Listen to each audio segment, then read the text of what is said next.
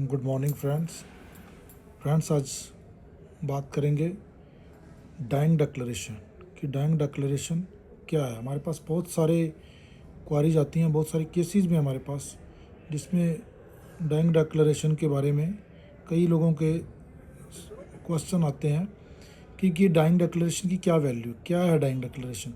तो dying declaration एक ऐसा इंडियन एविडेंस एक्ट सेक्शन 32 में प्रावधान है कि अगर कोई व्यक्ति किसी वजह से डेथ बेड पे है और वो मरते मरते अपनी एक स्टेटमेंट दे रहा है और कानूनी नज़रों में उस स्टेटमेंट की, उसके बयान की क्या वैल्यू है, तो उसके बयान को माना जाएगा। Dying declaration sole testimony of on the basis of dying declaration is enough to convict the accused। ये एक थ्योरी है।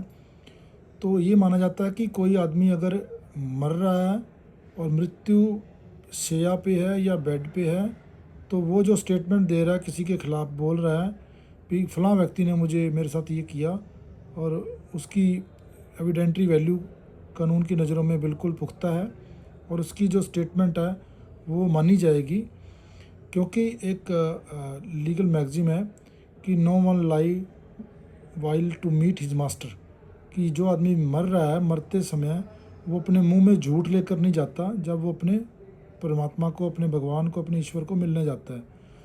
सो उसकी जो स्टेटमेंट है उसकी बहुत वैल्यू है और वो स्टेटमेंट की ज़्यादा वैल्यू है कि किसी जुडिशल मजिस्ट्रेट के सामने हो, या डॉक्टर्स के सामने हो, या पुलिस ऑफिसर के सामने हो, या किसी फैमिली मेम्बर के सामने हो, और उसकी एविडेंट्री वैल्यू बिल्कुल क्लियर है इंडियन एविडेंस एक्ट, आजकल जो भारतीय साक्ष्य अधिनियम है सेक्शन 26 में।